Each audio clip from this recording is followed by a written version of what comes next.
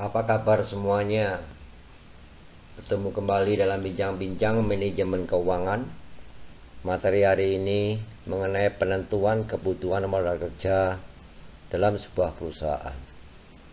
Dibahas secara prinsip dasar, sederhana, dan mudah untuk dipahami.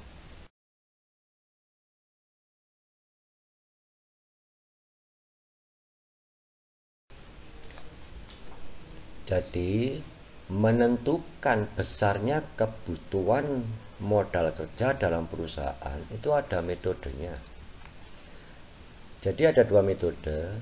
Yang pertama adalah metode keterikatan dana, dan yang kedua adalah metode perputaran modal kerja.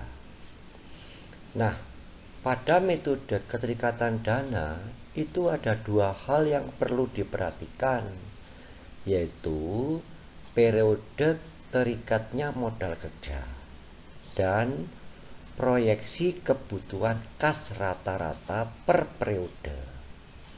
Nah, periode terikatnya modal kerja itu jadi berapa lama atau berapa jangka waktu yang diperlukan mulai kas dibelanjakan sampai menjadi kas kembali, sehingga semakin lama periode terikatnya modal kerja, nanti akan semakin besar kebutuhan modal kerja. Kemudian untuk kebutuhan kas rata-rata, yaitu berapa pengeluaran kas rata-rata per hari untuk keperluan operasional perusahaan.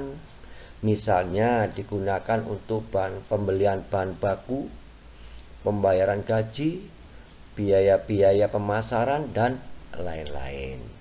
Sedangkan yang metode perputaran kerja ini dilihat seberapa besar pembentuk modal kerja itu di dalam sebuah perusahaan, ya.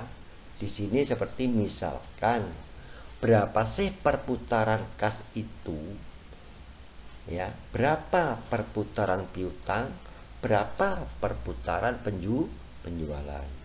Jadi maksudnya di sini adalah berapa lama pembentuk modal kerja itu di dalam perusahaan.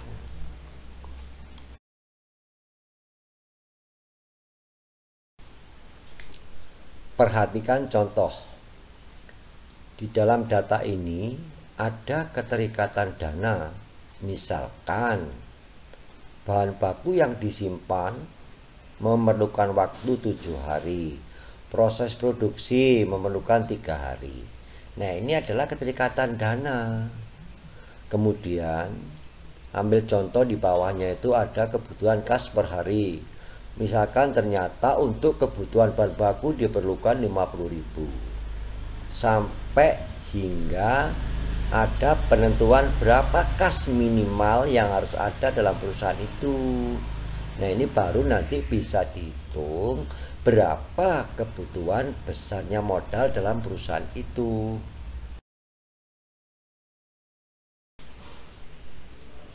Untuk menentukan besarnya modal yang diperlukan, rumusnya sangat mudah.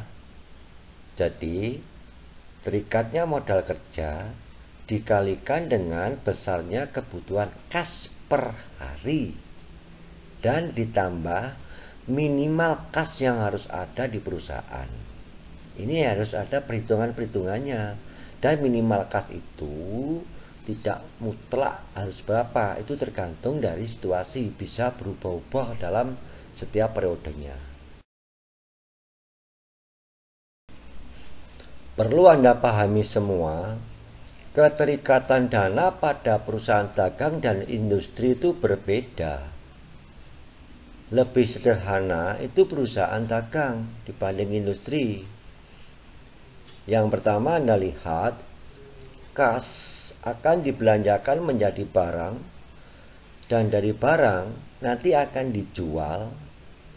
Yang selanjutnya timbullah piutang, baru akan menjadi kas kembali. Namun pada perusahaan industri ini langkahnya berbeda. langkahnya lebih lama, di mana dari uang kas akan dibelikan bahan baku. Ini pun memerlukan proses. Kemudian dari bahan baku dibuatlah produksi. Ini pun memerlukan proses lama. Kemudian baru menjadi barang jadi. Nah, barang jadi tersebut nantinya akan dijual. Juga sama-sama menimbulkan piutang dagang, juga memerlukan waktu sebelum menjadi kas kembali. Ini adalah bentuk-bentuk keterikatan dana yang ada di tiap perusahaan. Sehingga semakin lama dana ada di luar, semakin besar pula kebutuhan dana yang diperlukan.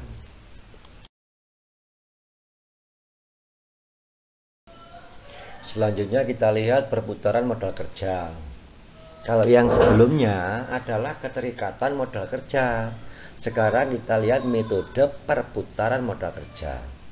Di sini apa? Metode ini menitik beratkan pada besarnya modal kerja. Dengan cara apa? Menghitung rekening pembentuk modal kerja itu apa? Membentuk perputaran modal kerja. Di sini ada 3 yang secara umum, yaitu perputaran kas, di mana rumusnya penjualan dibagi rata-rata kas. Yang kedua perputaran piutang, dengan rumus penjualan dibagi rata-rata piutang. Dan ketiga perputaran penjualan, yaitu penjualan dibagi rata-rata persediaan. Nah, ini sangat mudah ya. Ini melihatnya di mana? Ya, di neraca dan laporan penjualan.